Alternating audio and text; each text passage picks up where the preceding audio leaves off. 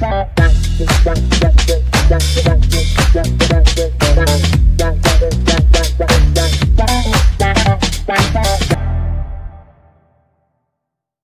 everybody, and welcome to What the Hell Should I Watch? I'm Steve Stebbing, I'm Chloe Stebbing.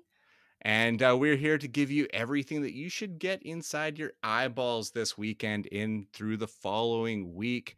I got a big one to talk about this week. Probably the bar for movies has been set already in March. But before we get to that, we had a copyright flag that I had to do some YouTube editing on, which leaves a kind of a blank spot towards the end of last week's episode. And it totally blanked out a Bruce Willis and Michael Rooker movie that you were talking about, Chloe. And Yeah. I mean, it was a Roku original. Maybe that's what got It was us a Tubi flagged. original. Oh, sorry, Tubi. Tubi Even better. original. Yeah, that's right. But so what was this movie even called? I totally blanked on what it was called. It was called Corrective Measures. Yeah, it starred Bruce Willis and Michael Rooker. Tom Cavanaugh was also in it. And the main character, blanking on his name, he's the Red Power Ranger in like Dino Rangers or something. I was gonna be like in the like Elizabeth Banks Power Rangers movie, because isn't that Billy from Stranger Things, that Dacre Montgomery?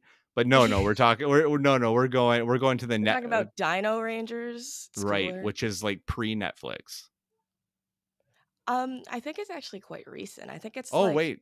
2014. Okay, like so it would be during the reboots. Netflix era. Yeah.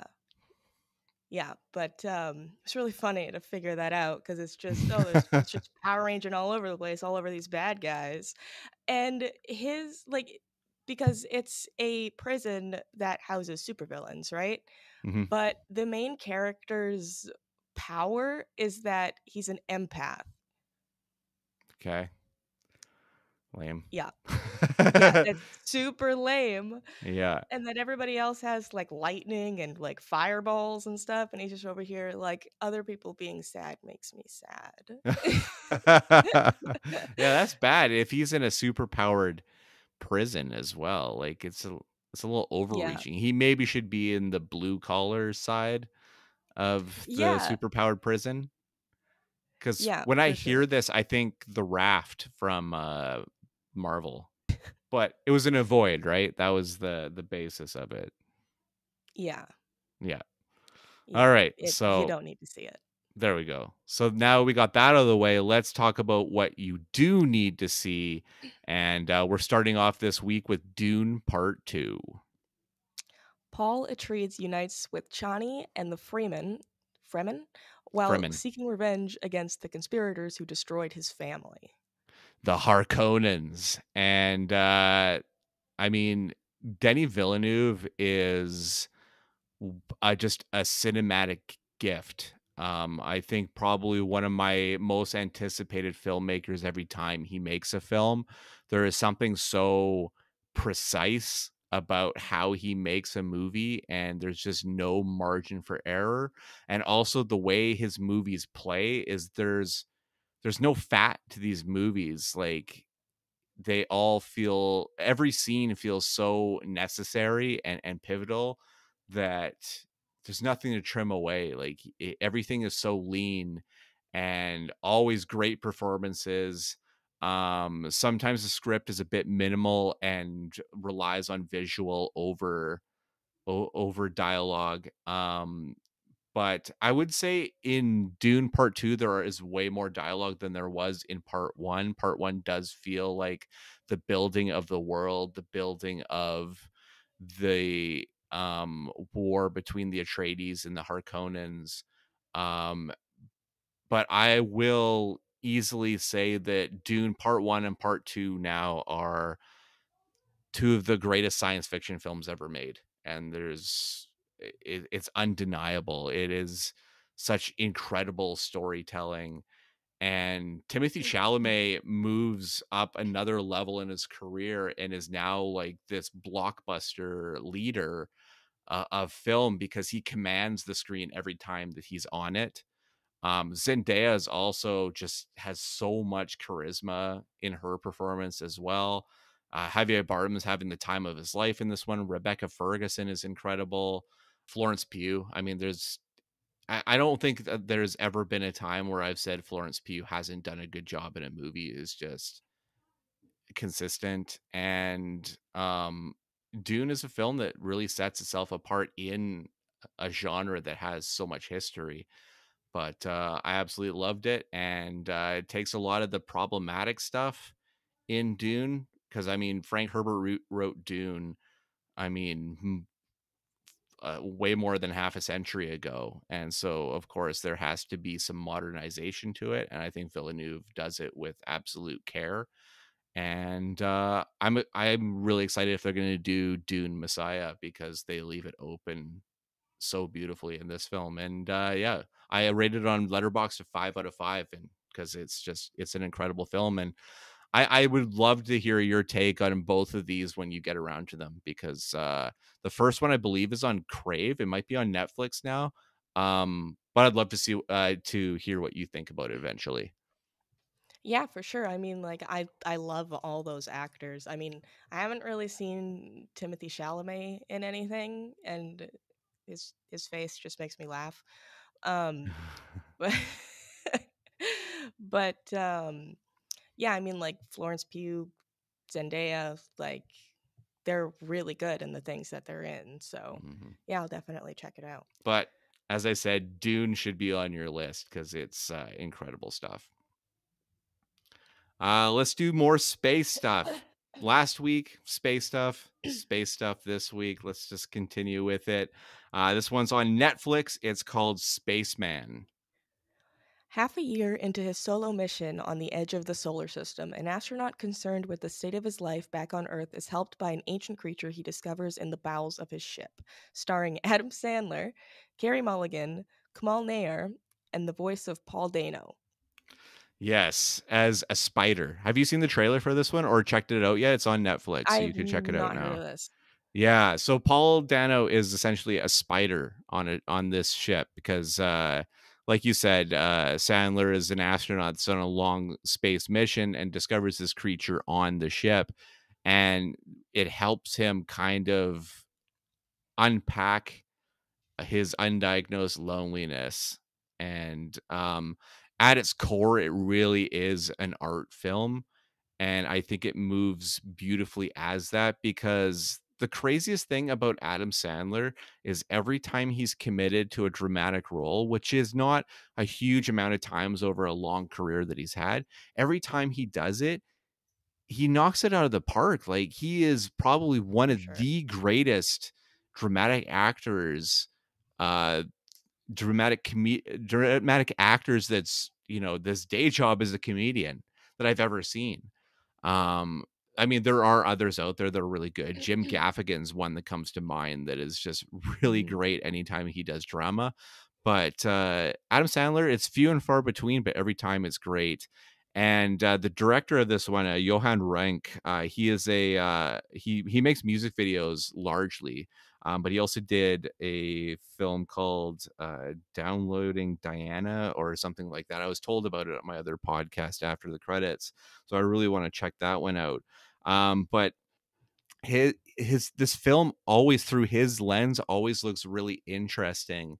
And when he approached Sandler to do this movie, he told Sandler, I don't want the Adam Sandler voice. And you know exactly what I'm talking about when it's the Adam Sandler voice. So it's like Yeah, that kind of quintessential stereotypical one. And when you listen to his line deliveries in this, it is completely like, if you were to close your eyes, you would think it was any other actor. Like, it does not sound like Adam Sandler. He did a really, really good job in focusing on that. And like, I thought that was like incredible. As far as um an actor committing to their craft goes, Sandler just did a really, really great job. And Paul Dano, the voice of Paul Dano is so soothing and comforting, and it comes from a giant spider, which makes it just weird. right. But Yeah, visually just stunning, and, again, a movie that I think is weird enough that, you might find a lot of interest in it. So, I'm looking forward to what you think about this one in the future, but, you should put Sandman on your list. Sorry, Sandman. The Sandman. Sandman's in it, but put, Spaceman on your list because it's, worth checking out. Wait, Thomas Hayden Church is in this? If we're No. talking about the Sandman? No, no, no. Oh, no, no, no, no, no, no, no. No, no, no. But there is a weird movie. It made me just think of a weird movie that Thomas Hayden Church is in. I love Always, Thomas Hayden Church. always an underrated actor. Like he's Yeah. always really, really good in everything that I've seen him in. Um, it's unfortunate that he's all CG in No Way Home, the Spider-Man No Way Yeah, Home. He's yeah. pretty much all Dude, I CG. I was so pissed when I saw that movie and he was barely in it. Mm-hmm. Like I Mm-hmm. I literally put that movie on to see Tobey Maguire and Thomas Hayden Church and Willem Dafoe. Mm-hmm. And they didn't give me Thomas Hayden Church. No, no, they gave a CG rendering of him, essentially. They gave me CG dirt. That pretty much that's exactly what it is. Um, the movie's called Acid Man, and it's him and Diana Agron from Glee that are in Okay. it. And yeah, he's hearing transmissions from space. But yeah, where was I on this one? Oh yeah, Spaceman. Spaceman's Yeah. I think it's definitely worth checking out. Uh so let's move on to Taika Waititi's new film, Next Goal Wins, which is available on Disney Plus. The story of the infamously terrible American Samoa soccer team, known for a brutal 2001 FIFA match they lost 31-0, starring Michael Fassbender and Oscar Knightley.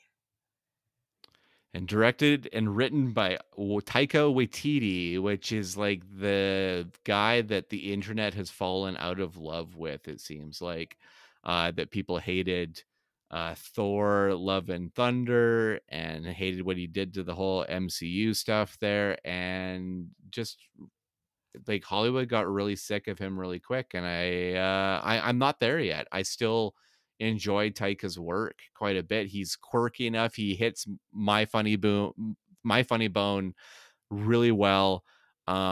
In that kind of that New Zealander charm, that wackiness that's followed him into What We Do in the Shadows or the pirate show, Our Flag Means Death. What We Do There's in the Shadows is so good. it's so, so, so funny, and I mean, if it wasn't for him and Jermaine Clement, none of that would exist. Is Next Goal Wins like a fantastic movie? No. I think in all honesty, it's Taika's worst film. Um, but that's not to say it's a bad film. It still made me laugh from beginning to end. Oscar Knightley is the big reason why I love this film. And I usually really love Michael Fassbender, but his character in this, he's the disgraced coach that is brought in to get a winning ways with this or just one singular goal for this embarrassed American Samoa team. Like his character is very formulaic. Like he's the fish out of water. He's grumpy. He doesn't want to embrace the town or the team, and then he eventually falls in love with it and finds redemption through it. Like that, it's very formula based, and it's probably why I didn't love him as much as I love the surrounding people in this. But I mean, if you're looking for a good comedy and a good underdog comedy, this one's fun. And it got slagged a lot when it came out in theaters, but I don't think it deserved as much as it got because it's a sweetheart film, and I think when we dismiss these movies like a lot, we get a little too jaded, I think. And this one's just it's just fun. Why can't we just have a fun movie? All right. So R-rated rom-coms are back because last night I watched Anyone But You. After an amazing first date, Bee and Ben's fiery attraction turns ice cold until they find themselves unexpectedly reunited at a wedding in Australia. So they do what any two mature adults would do, pretend to be a couple. Starring Glenn Powell and Sydney Sweeney, directed by Will Gluck. Yes, and Will Gluck is the Easy A director. He also did Fired Up. He's got a good resume on him. Very mainstream, very glossy, Hollywood rom-coms, but this one has the R-rated edge, which makes some of those cheesier tropes work a lot better. And yeah, Glenn Powell and Sydney Sweeney have really, really great on-screen chemistry together. And I really dig Glenn Powell a lot. He was great in Top Gun Maverick. I even love him going back to Richard Linklater's Everybody Wants Some, or the Ryan Murphy TV series Scream Queens with Emma Roberts and Jamie Lee Curtis, and got a really big cast to it. I think Billy Lord was in that one as well. But he literally plays a character called named Chad, who is exactly that. He is a total Chad, and he's like kind of where the stereotype comes from. And he was really great in that. And to now see his star rising so much, because this film, interestingly enough, is the top grossing Shakespeare adaptation. It passed 1996's Romeo and Juliet with Leonardo DiCaprio and Claire Danes. It bumped that one out of the way. And yeah, and it took me way too long to figure this out. I didn't know it was an adaptation of Much Ado About Nothing until probably 25-30 minutes into the movie, which makes me feel like a dumb moviegoer. But yeah, I did not pick up on that because there's a lot of lines and act headings from it that appear in the background of scenes, and I did not pick up on that, so I was dumb. But I mean, good, not amazing, but something that when it comes to rom-coms kind of does its best to revolutionize it a little bit for a newer, modern audience, and I dug what it was doing there. I got one more movie before we head into a bit of TV. And I'm late to the game on this one. You've probably already seen this one, but I Mm, am doing a movie journey, and I'm trying to, because the latest one came out. I'm trying to go through the entire VHS series, and yeah. because VHS 1985 is hitting Blu-ray this week, as we're recording this. So I like a good anthology film, but these movies kind of escaped me. I will say with this first film, like, it's got a good lineup of filmmakers. I mean, Radio Silence does some of it. They're now responsible for like Ready or Not, the last two Scream movies, and Abigail, which is coming out in April. David Bruckner, who did The Ritual on Netflix, and also did that Hellraiser reboot that was on Hulu and Disney Plus. Adam Wingard, who is doing all those Kong movies now, but also did Death Note and Blair Witch. We probably don't The really live want to. action Yeah, the live Death Note? action Death Note. Yeah, it was Adam Okay. Wingard. That was pretty And, good. and the Blair Witch, the 2016 Blair Witch, which was Oh not no. good. Um, but my issue with VHS is it's 2 hours long. For a found footage movie, I feel like 2 hours is drastically pushing it, in my opinion, especially because this film feels like it has a lot of shaky cam filler. There are some really great horror payoffs. The one I really, really like is uh the one where they bring home that to their hotel room, that Lily girl that turns into like this vampire thing that tears them all apart. Like, that one was really, Mm. really solid and really well done. And the effects on Lily's face, especially, have you seen VHS? I've seen them all. Okay. When the head starts splitting apart, like, on camera, and that brow starts Mhm. coming through, I was like, "That was incredible." Like, some of the Yeah. payoff is really, really, really great. I really like the payoff with the guy that's been sitting in the chair the whole time, and it turns out, like, he's rotting and everything. Like, I thought that was really well Yeah. done. There is so much abject misogyny in this movie though. It is so It's like all the writers had really bad breakup experiences. Like, it felt so anti-woman, like, from the start. Like, they're pranksters that go attack women and get them to show their boobs. Like, what is going on?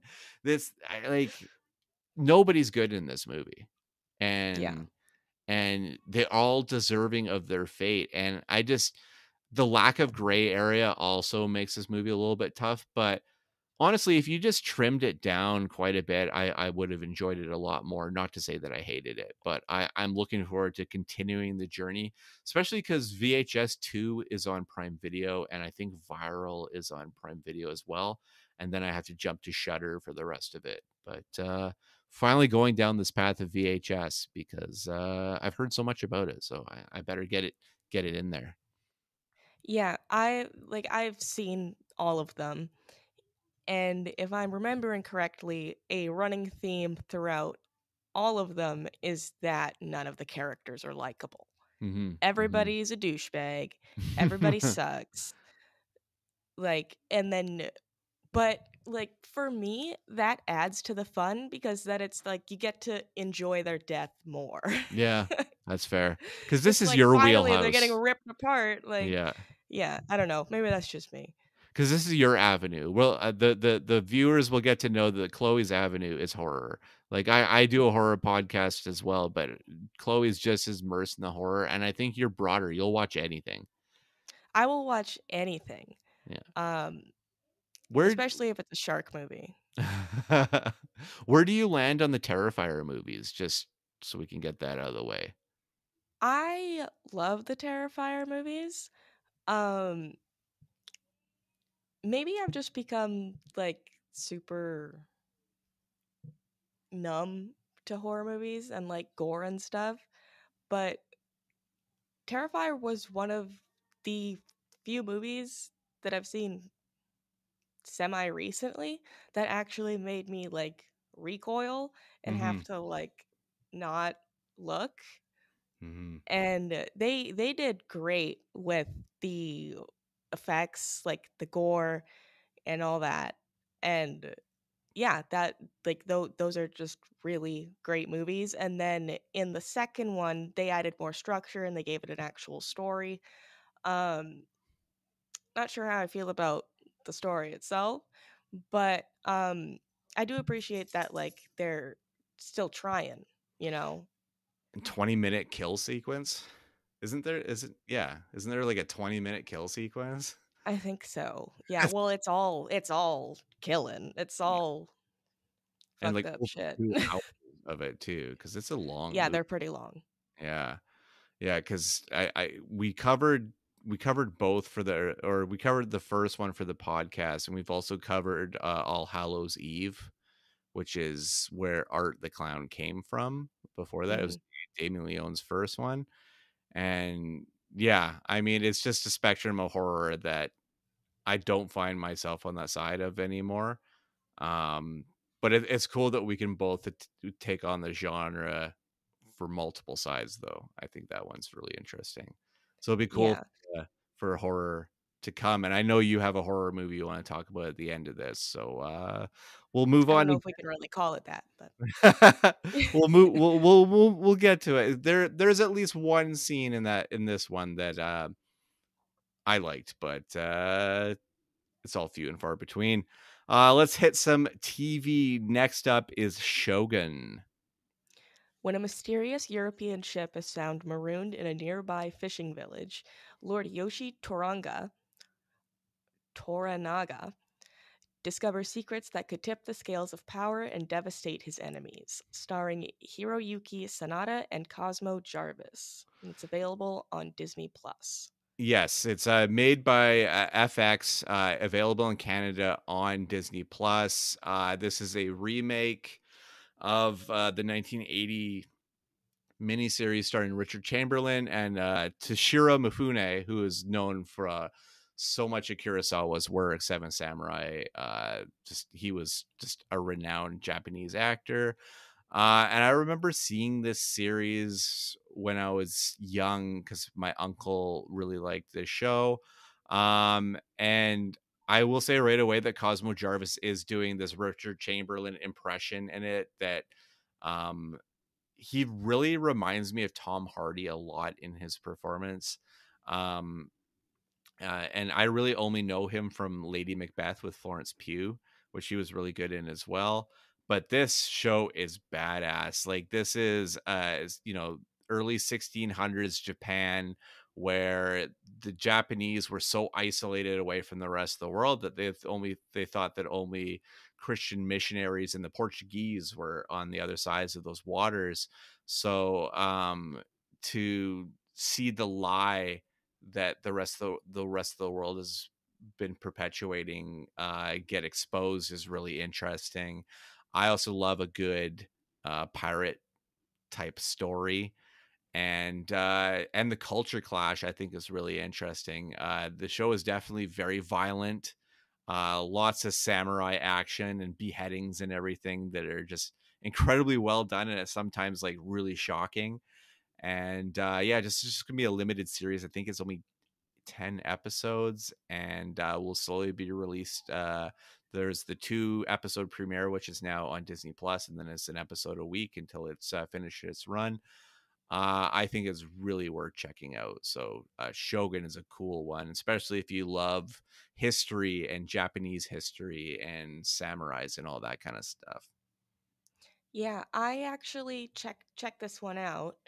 I watched the first like I don't know, 15, 20 minutes of the first episode. Um and I was shocked that this was coming out of Disney. Mm-hmm. Mm-hmm. Like a guy's head gets pissed on in like the first Yeah. 15 minutes. And then there's lesbian sex is when I had to turn it off because it's the middle of the day and I have kids in my house. But it's worth continuing, right? Like the interest is Yeah, for there. sure. And even that when they bump into that townsman and he bows his head and they just cut his head off right there. I was like, Yeah, whoa. Like, yeah. whoa, the ruthlessness of this time and everything, and how deep this battle for the highest title in the land is going to get is interesting. And just to see, I mean, also think it's interesting that our main character, Cosmo Jarvis's character, is an Englishman and has no way to communicate except with priests as their mouthpiece that has no interest in telling their stories Yeah, because they just lie. They just lie yeah. So about what's being said. I think that's really interesting, and especially when you get into some of their characters. Like there's one character who has an obsession with death and pushing the limits of it that I think is really interesting too. Like, yeah, this show is going to be an all-timer. I think it could be one of the best shows of 2024. All right, let's move on to a mystery series. I was originally supposed to come out on Netflix in Canada. I don't know what the hell happened, but now it's on Prime Video, and it's called The Tourist. When a man wakes up in the Australian outback with no memory, he must use the few clues he has to discover his identity before his past catches up with him. Starring Jamie Dornan and Danielle McDonald. It's available on Prime. Yeah, I dig this show. I like a good mystery, and this is not just a good mystery, but it's an amnesiatic mystery. So it's like a guy trying to regain who he is and why he's there because he is a fish out of water. He's in Australia. The beginning starts out with him at a gas station. He hits the highway in Australia, gets chased down by a maniacal semi truck driver and driven off the road in a catastrophic car accident, and wakes up in the hospital with no memory of who he is. And Daniel McDonald, who was really great in the movie Patty Cakes, about a aspiring rapper in New Jersey, came out probably 4 or 5 years ago. Solid film. Plays like a plucky deputy that's looking to make her mark in her first case. And I love a good mystery, especially when it's not predictable or telegraphed in any way. And this show really excels. And it plays out like I feel like it could have just been a one season type of thing, but they did go on to make a second season, which just dropped on Prime Video in the last couple days. But the locale has been shifted to Ireland because Jamie Dornan didn't want to spend another 6 months in Australia away from his family. So I don't know how the storyline is going to change between seasons. I kind of felt like this was supposed to be like a dusty outback mystery, but it's good enough that I'm more than willing to see where this show goes. All right, documentary coming out from HBO. This is called God Saves Texas. It's based on a book by Lawrence Wright, and it's three filmmakers exploring Texas, their home state, and the nuances of growing up and the modern problems that still plague it. And I watched episode one, and it was Richard Linklater who did episode one. He's the director of Dazed and Confused and Boyhood and Everybody Wants Some, the Before trilogy, like many, many, many great films, School of Rock included, all of those ones. But the main focus of this one is Texas's prison system. And it's a really interesting in-depth one because he's from Highland, Texas, and this is largely a prison city. So um a lot of the town is kind of run in the shadow of the city. Like you always hear the sirens from the prison, and roll call sirens and all that stuff. There's a lot of the townspeople that work in the prison system and stuff, and then a large a large population of the Texas citizens will at some point spend time in the walls in prison because that their numbers are so high. And one of the big ones that they talk about in it is the death penalty in Texas, which is I mean, they have Richard Linklater trying to research a movie in 2006 and attending a protest against the death penalty, and then doesn't attend another one for 16 years later. And in that gap, there are close to 400 executions over 16 years, which is just baffling to even think about. Like, Yeah. that's insane. And Yeah. I mean, the death penalty is an incredibly sticky subject because there have to be so many innocent people that were put to death. But at the Hmm. same time, there are some crimes that are proven crimes that people do that warrant it. Yeah.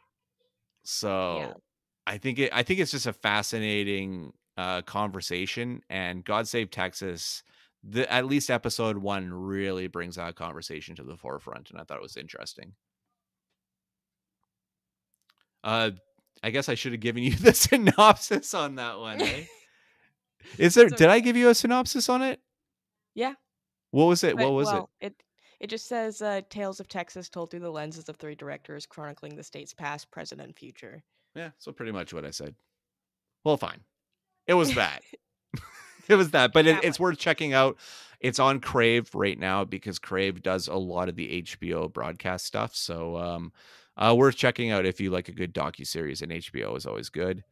And the last one of this week is Guy Ritchie's The Gentleman. Eddie Halstead inherits his family's estate. Initially unaware it's home to a drug empire run by a syndicate that has no plans to vacate, created by Guy Ritchie.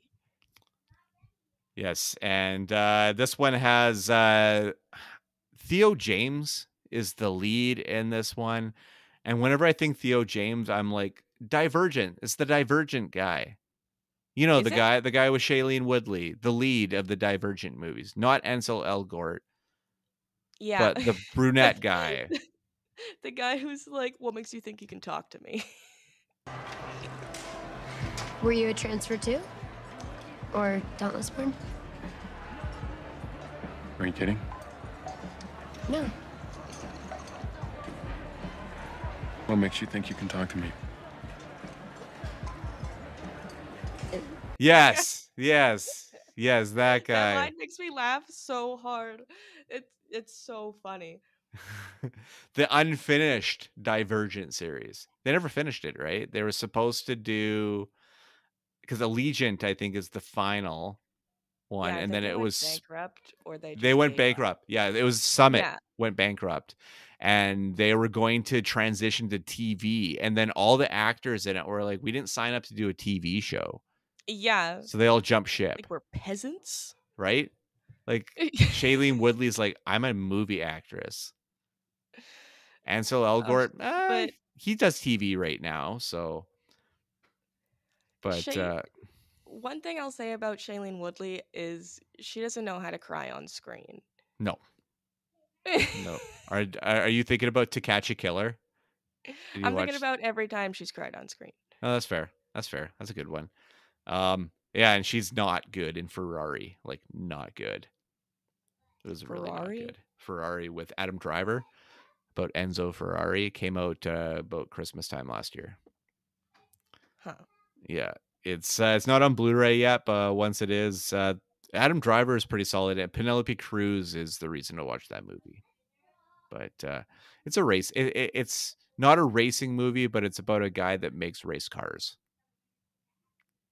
But yeah, probably not your thing.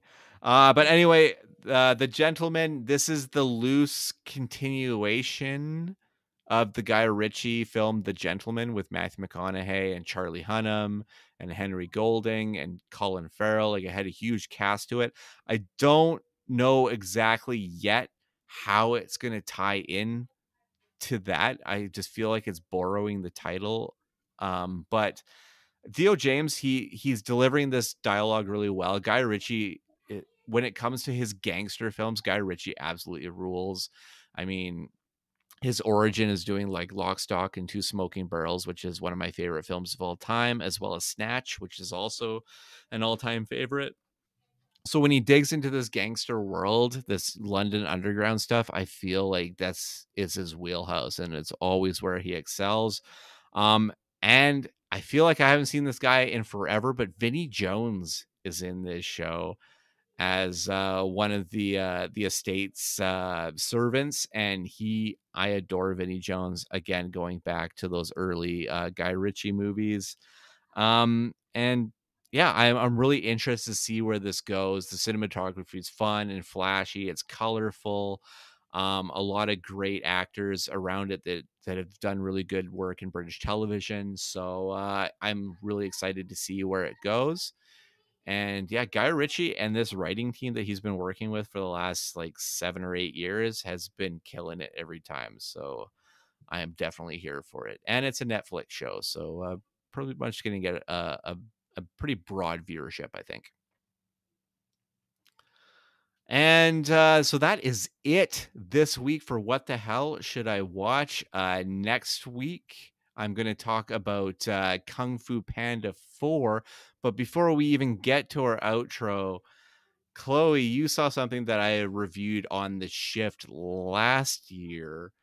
And I think it was on the list of things that I said, hey, this is coming out on Prime Video right now. You could check it out. And it probably steered you in a bad direction from your expression. Yeah. So I watched Five Nights at Freddy's because it's on Prime now. I was initially gonna go see it in theaters. Glad I didn't do that. Um, honestly, I don't know what I expected. I mean, the original game came out when I was like 14. So obviously I was super into it. Um, and then the movie comes out and it has my boyfriend Josh Hutcherson, um, and my other boyfriend Matthew Lillard. um, so I was like, well, yeah, I have to see it. Um, oh, it no, like literally what I said at the end of watching that was, I have absorbed nothing. This has just been noises, colors, and iconic characters, and that is all the movie has going for it. Mm-hmm. Like that's literally it. It's Josh Hutcherson, look, it's Matthew Lillard, look, it's Freddie Fazbear, look, it's all the other guys. And Mm-hmm. it's like okay, there's no actual story around it. Like, there's like a weird plot point where it's like, oh, Josh Hutcherson's sister is gonna be adopted by the aunt that everybody hates because she's a bitch. Yeah. Um, but then that doesn't happen Yeah. at all. Like, that's not really even like a worry. Um, it's like there's never any urgency to it. Mm-hmm. Oh, the One plot's a thing mess in this movie. The plot is yeah, a complete mess. it's no, like it's all over the place. It doesn't make any sense. And it's like they wanted to like follow the game lore because like I know the game lore. It's like hours and hours worth of content. Mm-hmm. Like it's not something that you can just hammer out in an hour and a half long movie. Mm-hmm. But it's like they like skimmed over like a cliff notes of it and they were like, okay, I get it. But they don't. Mm-hmm. Yeah. Um yeah, I mean it was like it kept my eyes on the screen just because it's flashing colors. But Yeah. it's nothing to, tell people to watch. It has one kill which I thought was interesting, but it's in shadow, and it's the babysitter getting bit in half by a Freddy Fazbear. Yeah. But I feel like because I don't have the history of Five Nights at Freddy's, so it really reminded me of a Nicolas Cage movie that came out a couple years ago, Willy's Wonderland, which Yeah. was actually a far more violent film Yeah. than Five Nights at Freddy's even turned out to be. My youngest, your sister, Hannah, is obsessed with Five Nights at Freddy's and with this movie and everything. But has not seen the movie because I don't think that they're ready for it. Mm-hmm. But the intent is there. But as far as it's not really scary. It's jump scary, but I think that's what's part of Five Nights at Freddy's as a game itself, right? So Yeah. Yeah. yeah, Well, I don't know. like, my my kids, like we were just watching it during the day, and like I'm super like teaching the kids about like how movies work and like how they can do the things that they do in movies, like stunts, makeup, Mm-hmm. CG, like all that stuff. So like they were like passively watching it, and they like Five Nights at Freddy's as well, and they were just like, whoa, it's so cool, it's so cool. But The creature effects were good in it because it is the Henson company, basically the Muppet company that did all of the animatronics and everything. So they did that really well.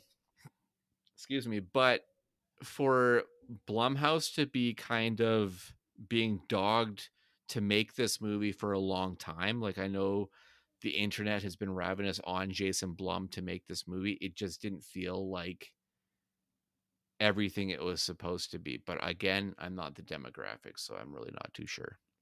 I was pretty disappointed when I learned that Blumhouse was doing it, just because I was like, and like coupled with the 14 age rating, Mm-hmm. like horror movies specifically with 14A ratings Mm-hmm. are gonna be, off-screen kills. Like they they couldn't even say in the movie what William Afton it did to the child victims Nope. because it's a 14A movie. They Yeah. couldn't say it. They were just like he did very bad things. And it's like, okay. Well, yeah, they're dead, so Yeah. Yeah. Exactly. The cutaway. But I love a maniacal Matthew Lillard.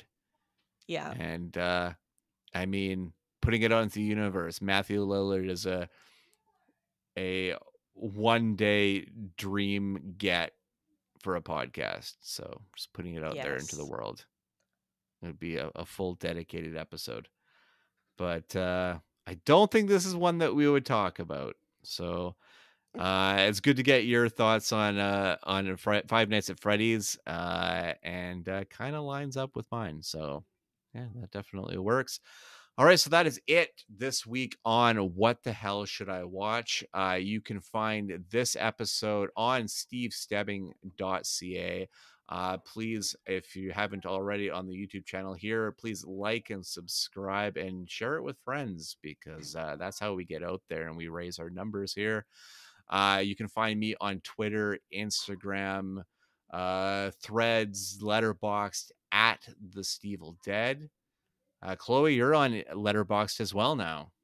Yeah, you can find me at Honeybun Chloe or just Chloe Stebbing on Letterbox. And you don't That's have all a I got. social media, so if you Nope. want to send Chloe a question, you would put it in the comments and down here, and we'll address them on the next episode. Like I said, Kung Fu Panda 4 is the big movie next week. I'm also watching Damsel with Millie Bobby Brown currently, so I will be bringing that one as well. But until next week, bye-bye, everybody.